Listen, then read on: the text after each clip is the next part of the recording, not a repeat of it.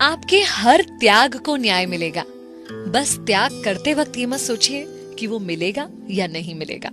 94.3 my FM से मैं हूँ विनी आपके साथ, और चलो आज कुछ अच्छा सुनते हैं। सुनाती हूँ आपको दो मित्रों राम और श्याम की कहानी। कई सालों से मित्र थे, मंदिर की सीढ़ियों पर बैठे कुछ गपशप कर रहे थे। इतने में एक तीसरा व्यक्ति माधव आकर उन्हें ज्वाइन करता है। तीनों आपस में बात करते हैं। बात करते करते शाम कब ढल जाती है पता ही नहीं चलता। इतने में माधव, जो तीसरा व्यक्ति आया था, कहता है मुझे भूख लग रही है। राम और श्याम ने कहा कि हाँ, भूख तो हमको भी लग रही है। तो राम ने कहा कि यार मेरे पास 3 रोटियां हैं। श्याम ने कहा मेरे पास 5 रोटियां हैं, चलो सब मिलकर खा लेते। लेकिन फिर सवाल आया कि 8 रोटियों को 3 लोगों में कैसे बांटा जाएगा। तो राम ने एक सलाह दी। राम ने कहा कि ऐसा करते हैं कि सारी रोटियों के 3-3 टुकड़े कर लेते हैं। ऐसे में 8 रोटियों के हो जाएंगे 24 टुकड़े, और 24 टुकड़ों को 8-8 टुकड़ों के हिसाब से तीनों में आसानी से बांट सकेंगे। सबको राम की सलाह बहुत पसंद आई और ऐसा ही किया गया। और उसके बाद मंदिर की सीढ़ियों पर ही वो तीनों सो गए। जब सुबह हुई, माधव उनसे अलविदा करके जाने लगा तो माधव ने शुक्रिया करते हुए कहा कि तुम दोनों ने मिलकर मुझे 8 टुकड़े रोटी के खाने को दिए, जिससे मेरी भूख मिट पाई। उसके बदले में ये 8 सोने की गिन्नियां मैं तुम लोगों को देना चाहता हूँ। दोनों बहुत खुश हुए।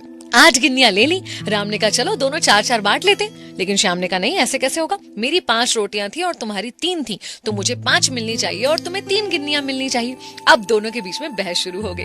बहस बढ़ गई तो मंदिर के पुजारी के पास पहुंचे कि आप न्याय करके बताइए कि किसे कितनी गिन्नियां मिलनी चाहिए। अब यूं तो मन में पुजारी को श्याम की बात ठीक लग रही थी, 5 और 3 गिन्नी वाली, लेकिन फिर भी थोड़ा सा कंफ्यूज था पुजारी। इसलिए उन्होंने कहा कि एक काम करो, ये गिन्नियां मेरे पास छोड़ जाओ और कल सुबह आना, कल सुबह इसका हल निकालेंगे हम। इसी चिंता में जब पुजारी रात को सोया तो उसके सपने में भगवान आए। भगवान को उसने जब सारी बात बताई तो भगवान ने कहा कि भाई राम को मिलनी चाहिए 1 गिन्नी और श्याम को मिलनी चाहिए 7 गिन्नी। पुजारी हैरान, अचंभित, पूछा प्रभु ऐसा कैसे और ऐसा क्यों। प्रभु ने समझाया कि देखो, श्याम के पास थी 5 रोटियां, जिसके 3-3 के हिसाब से उसने 15 टुकड़े करे, और राम के पास थी 3 रोटियां, जिसके हुए 9 टुकड़े। अब उन 9 टुकड़ों में से उसने दान तो एक ही टुकड़ा किया, खुद के लिए 8 टुकड़े रखे। वहीं श्याम ने 15 में से 8 टुकड़े खुद रखे और 7 टुकड़े दान किए। तो श्याम का दान काफी बड़ा है, इसलिए श्याम को 7 गिन्नियां और राम को 1 गिन्नी मिलनी चाहिए। यही मेरा तर्क है और यही मेरा न्याय है। पुजारी धन्य हो गया प्रभु की इस बात को सुनकर, और उसने सोचा कि मैं इस न्याय के बारे में शायद कभी सोच ही नहीं सकता था। और इसी न्याय के हिसाब से पुजारी ने दोनों में गिन्नियां बांटी भी। कई बार हम और आप अपने त्यागों का बड़ा बड़ा गुणगान करते हैं कि हमने ये किया वो किया, लेकिन बदले में हमें इतना कम क्यों मिला, या ईश्वर ने हमारे साथ शायद न्याय नहीं किया।